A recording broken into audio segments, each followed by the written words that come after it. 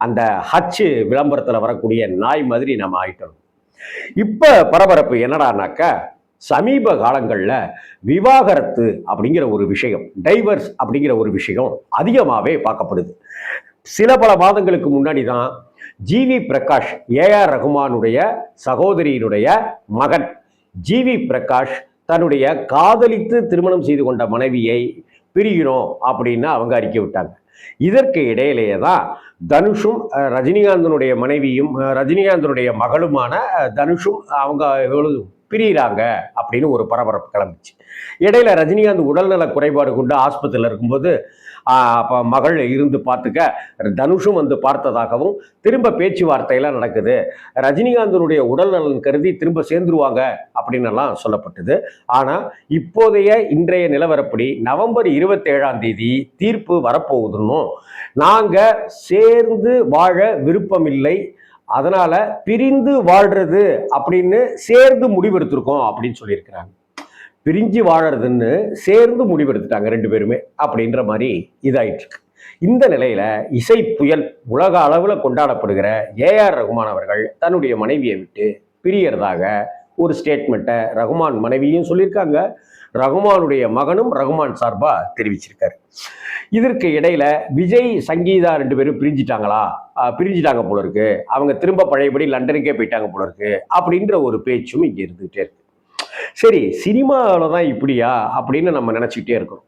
சினிமாக்காரங்க தான் இப்படிலாம் பிரிஞ்சிட்டு இருக்காங்க அப்படின்னு நினச்சிட்டு இருக்கணும். சேர்ந்து வாழணும்னு ஆசைப்படுறது அவங்களுடைய விருப்பம். அதே போல பிரிந்து வாழலாம் அப்படிங்கிறதும் அவங்களுடைய முடிவு. இதில் கிரிட்டிசைஸ் பண்ணுறதுக்கோ எப்படி பிரியலாம் அப்படின்னு கேட்கறதுக்கோ நமக்கு எந்த உரிமையும் கிடையாது. Bhagyaraj sir, Poornima madam, T Rajendar, Usha T Rajendar, Ajith sir, Shalini madam, இது மாதிரி பல விஷயங்களை நாம் பார்க்க முடியும். அதே போல் சினிமாவுக்கே சம்பந்தம் இல்லாமல் திருமணம் செய்து கொண்ட சிவகுமார் சார் மாதிரியானவர்களையும், சினிமாவுக்கே சம்பந்தம் இல்லாமல் திருமணம் செய்து கொண்ட சத்யராஜ் சார் மாதிரியானவர்களையும் இங்கே நாம் பார்க்க வேண்டியிருக்கு. இதை தவிர எனக்கு நிறைய வக்கீல்கள் தெரியும், வழக்கறிஞர்கள் நிறைய நண்பர்கள் இருக்காங்க. வக்கீல் சுமதி மேடம் உட்பட எனக்கு நல்ல பழக்கம் உண்டு. இவர்களிடமெல்லாம் நான் தொடர்ந்து எப்பயாவது நிறைய பேசிகிட்டே இருக்கும்போது தெரிந்து கொண்ட விஷயங்கள் என்னன்னாக்கா, ஃபேமிலி கோர்ட், அதாவது விவாகரத்து நடைபெறுவதற்கு உண்டான கோர்ட்டுக்கு ஃபேமிலி கோர்ட் அப்படின்னு பேர். குடும்ப நீதிமன்றம்.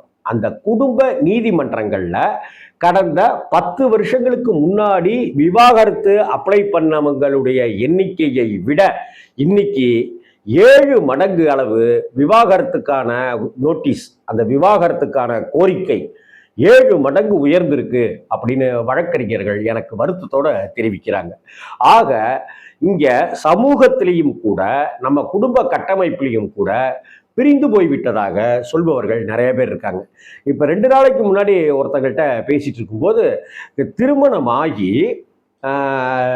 குழந்தை பிறக்குது, ரெட்டை குழந்தை பிறந்த பிற்பாடு 6 மாசத்துல அந்த கணவனும் மனைவியும் பிரிஞ்சிட்டாங்க அப்படின்னு சொல்லுது எனக்கு தெரிந்த ஒரு குடும்பத்தில்.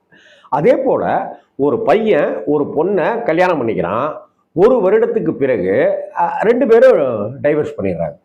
அதற்கு பிறகு அந்த பையன் இன்னொரு கல்யாணம் பண்ணிக்கிறான், அவங்க அந்த பெண்ணும் விவாகரத்து பெற்ற ஒரு பெண், இந்த பையனும் விவாகரத்து பெற்ற ஒரு ஆண், 2 பேரும் கல்யாணம் பண்ணிக்கிட்டு அடுத்த 6 மாசத்துல 2 பேரும் பிரிஞ்சிட்டாங்க அப்படின்ற ஒரு தகவல் இருக்கு. இப்போ இதெல்லாம் என் கண்ணுக்கு முன்னாடி என் காதால நான் பார்த்த மனிதர்களை பத்தி இப்ப நான் பெயர் சொல்லாம நான் சொல்லிட்டு இருக்கிறேன். இது மாதிரி விவாகரத்துகள் இன்னைக்கு சமூகத்துல ஜாஸ்தி ஆயிட்டே இருக்கிறது போல திரை உலகிலையும் ஜாஸ்தி ஆயிட்டே இருக்கு. இதற்கெல்லாம் என்ன காரணம் அப்படின்னு மனநல மருத்துவர் ஒருத்தர்கிட்ட நான் பேசி கேட்கும்போது பார்த்தாக்க, சகிப்புத்தன்மை அப்படிங்கிறது இன்னைக்கு தேதிக்கு இல்லை அப்படின்னு ஆயிடுச்சு. அவர் விளையாட்டா நான் அவர்கிட்ட அந்த மனநல மருத்துவர்கிட்ட நான் சொன்னேன், சார் செல்ஃபி எடுத்துக்கிறோம்ல, செல்ஃபா நம்மளே புகைப்படம் எடுத்துக்கிறது போல குடும்பத்தில் கணவன் செல்ஃபா அவனாவே இருக்கான், மனைவி செல்ஃபா அவளாவே இருக்கா அப்படிங்கிறதும் ஒரு காரணமா அப்படின்னு கேட்டப்ப அவர் சிரிச்சுக்கிட்டே தலையில தான் அடிச்சுக்கணும் சார் ராம்ஜி அப்படின்னு. இங்க கல்யாணமாகி ஒரு பொண்ணு வீட்டுக்கு வர்றா அப்படின்னும் போதே அந்த பிறந்த வீட்டை சேர்ந்தவர்கள் பொண்ணுகிட்ட, இங்கே பாருமா, நம்ம வீடு வேற, அவங்க வீடு வேற, கொஞ்சம் அடங்கி ஒடுங்கி நடக்கணும், காலையில் சீக்கிரம் எந்திரிக்கிறதா இருக்கணும், கொஞ்சம் விட்டு கொடுத்து போகணும், உன் கோபத்தை எல்லாம் காட்டக்கூடாது, இங்கே நீ தட்டெல்லாம் வீசிடுவியே அது மாதிரிலாம் செய்யக்கூடாது, கொஞ்சம் யார்கிட்டயா இருந்தாலும் பவ்யமாக பேசு, பணிவாக பேசு அப்படின்னு 100 கண்டிஷன்ஸு, 100 விஷயங்கள் சட்டங்களாக பொண்ணு வீட்டில் சொல்லி பொண்ணை அனுப்பிச்சி விடுவாங்க.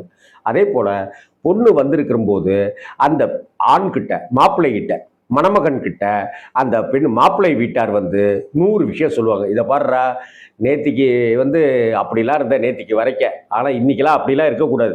நைட்டு கண்ட அப்படின்னா ஃப்ரெண்டுகளோட ஊரை சுற்றிட்டு 11 மணிக்கு 1 மணிக்கெல்லாம் வருவேன். நாங்கள் கதவை திறந்து விட்டுட்டு இருந்தோம். ஆனால் இங்கே உனக்காக அவள் காத்துக்கிட்டு இருப்பா. அது மாதிரி 11 மணிக்கு 1 மணிக்கு வர வேலையெல்லாம் வச்சுக்க கூடாது. கண்டபடி ஊர் சுற்றுற வேலையெல்லாம் வச்சுக்க கூடாது. என்ன அவள்கிட்ட என்கிட்ட நீ எரிஞ்சு எரிஞ்சு விழற, காஃபியில் சர்க்கரை போடலைன்னா திட்டுற, சோத்துல சாம்பாரை நான் ஏன் மேலே ஊற்றுனேன் அப்படின்னு கேட்குற, காய்கறியெல்லாம் எனக்கு பிடிக்காதில்ல அப்படின்னு சொல்லலாம் என்னை கண்ணாபண்ணான்னு திட்டுற, சொம்பை தூக்கியெல்லாம் அடிச்சிருக்க, அது மாதிரிலாம் உன் பொண்டாட்டிகிட்ட செய்யாத, மிரண்டு போயிடுவா, எங்கிருந்தோ நம்ம வீட்டுக்கு வந்து வாக்கப்பட்டிருக்கிற பொண்ணு அப்படின்னு சொல்லி ஒரு மணமகனை டியூன் பண்ணுவாங்க. இன்னும் சொல்லப்போனால், இவன் சரியில்லைங்க, அதனால இவனுக்கு ஒரு கால்கட்டு போடணும் அப்படின்னு மணமகனை பற்றியும், இந்த பொண்ணுக்கு ஒரு கல்யாணத்தை பண்ணி வச்சுட்டேன்னு வைங்களேன், நான் அவளை கரையேற்றிட்டேனாக்கா நான் நிம்மதி ஆயிடுவேன் அப்படின்னு சொல்லி, இங்கே திருமணம் அப்படிங்கிற விஷயத்த கரை தாண்டுகிற விஷயமாகவும், திருமணம் அப்படிங்கிற விஷயத்த ஒரு கால்கட்டு போட்டுட்டாக்க, காலில் அடிபட்டாக்க கால்கட்டு போடுவோம், அப்படி கால்கட்டு போட்டுட்டா வீட்டிலேயே தான் இருக்கணும், அப்படி இருக்கிற ஒரு விஷயங்களை எல்லாமே நம்ம சமூகம் சொல்லி கொடுத்துச்சு, அட்வைஸ் பண்ணிச்சு. ஆனால் இன்னைக்கு சமூகம் அப்படியான சூழ்நிலையில் இல்லை. போகும்போதே எப்படியாவது உன் புருஷனை தனி கொடுத்துற வர வச்சிரு அப்படின்னு சொல்றதும் ஒரு பக்கம் நடக்குது. எப்படியா கல்யாணம் ஆன உடனேயே பையனை பெற்றவங்க கூட கல்யாணமான அடுத்த நாளே இதை நீங்க தனி கொடுத்துற போயிருங்க அப்படின்னு சொல்றவங்களும் இருக்காங்க. அதே போல ஓ வீடு இது ஏன் வீடு அப்படிங்கிற விஷயமும், இது ஓன் சொத்து என் சொத்து அப்படிங்கிற விஷயமும் இங்க சமீப காலங்களில் ஜாஸ்தி ஆகிட்டே இருக்கு. முன்னாடிலாம் பூர்வீக சொத்துக்கு ஆசைப்படுவாங்க. அந்த பூர்வீக சொத்து எனக்கு தான் வரணும், இது என் தாத்தா வாழ்ந்த வீடு, எங்கள் அப்பா வாழ்ந்த வீடு, இது எங்கிட்ட தான் இருக்கணும் அப்படின்ட்டுலாம் ஆசைப்படுவாங்க. இன்றைக்கி அதெல்லாம் ஆசைப்படுறது இல்லை. இடித்து தரமட்டமாக்கி அந்த இடத்தினுடைய வேல்யூவை வந்து அண்ணனும் தம்பியும் பிரிச்சுக்கிறதுக்கு முனைப்பு காட்டுறாங்க, அல்லது பிரிச்சுக்கிறதுக்கு குடுவிப்பிடி சண்டை போட்டுக்கிறாங்க. இங்கே கணவனும் மனைவியும் ஒற்றுமையாக இல்லை. ஏதோ ஒரு படத்தில், மாயாண்டி குடும்பத்தார் படத்தில் ஒரு டயலாக் வரும், கூட பிறந்தவனுக்கு ஹெல்ப் பண்ணுறதுக்கே ஏதோ கூத்தியாவுக்கு ஹெல்ப் பண்ணுற மாதிரி ஆகி போயிடுச்சு அந்த உலகம் அப்படின்னு. இன்னைக்கு ஒரு பக்கம் அப்படிலாம் இருக்கிறதும், அங்கே பொண்ணு வந்து அவங்க வீட்டுக்கு எதுவும் பேசக்கூடாது செய்யக்கூடாதுன்னு இருக்கிறதும், பையன் வீட்டுக்கு பொண்ணு மனைவியானவள் வந்து எதுவும் உங்கள் வீட்டில் செய்யக்கூடாது, உங்கள் வீட்டுக்கு எதுவும் நல்லது பண்ணக்கூடாதுன்னு புருஷனை கண்டிக்கிறதுமாக இருக்கிறதே ஒரு கட்டத்தில் மன அயற்சியையும் மனசில் ஒரு வெறுப்பையும் கொடுத்துருது. அதனால் இவங்க விவாகரத்துக்கு போகிறாங்க அப்படின்னு நம்ம பார்க்க வேண்டியிருக்கு. வாசல்னாலே ஏன் பக்கத்து வீட்டுக்கார லேடி கூட, பக்கத்து வீட்டில் ஒரு பெண்மணி கூட ரொம்ப நேரம் பேசிட்டு இருந்தாலே ஏன் அவங்க கூடலாம் பேசுகிற, அதெல்லாம் ரொம்ப பேச்சு வச்சுக்காது, அவங்கெல்லாம் ஊரையே உலையாக்கிடுவாங்க அப்படின்ட்டுலாம் சொல்லி வாழ்ந்த காலம்லாம் தாண்டி இன்னைக்கு செல்ஃபோனில் யாரோ பேசிகிட்டே இருக்காங்க, யாருக்கிட்டேயோ பேசிகிட்டே இருக்காங்க அப்படிங்கிறதெல்லாம் கூட இந்த விவாகரத்துக்கு ஒரு காரணம் அப்படின்னு இருக்கு. நம்ம சமூகத்திலேயே அப்படி இருக்கும் பொழுது இங்கே தனுஷ் குடும்பம் எப்படி பிரியாமல் இருக்கும், அதை வந்து நம்ம எப்படி கிரிட்டிசைஸ் பண்ணலாம்? இசை புயல் ஏஆர் ரகுமான் அவர்கள் அவங்க மனைவியை விட்டு பிரிகிறாருங்கிறது அவருடைய கருத்து. ஜெயம் ரவி அவருடைய கொடுமைகளை எல்லாம் சொல்லி நான் பிரிஞ்சேன் அப்படின்னு சொல்லும்போது வேதனையாக இருக்கு. இப்படி ஒரு வேதனை தனுஷ்க்கு அவங்க மனைவிக்கும் அப்படியான சிக்கல்கள், பிக்கல்கள், பிடுங்கல்கள். இங்கே ஏஆர் ரகுமானுக்கு என்ன பிரச்சனையோ தெரியலை, இங்கே ஜிவி பிரகாஷ்க்கும் சைந்தவிக்கும் என்ன பிரச்சனையோ தெரியலை.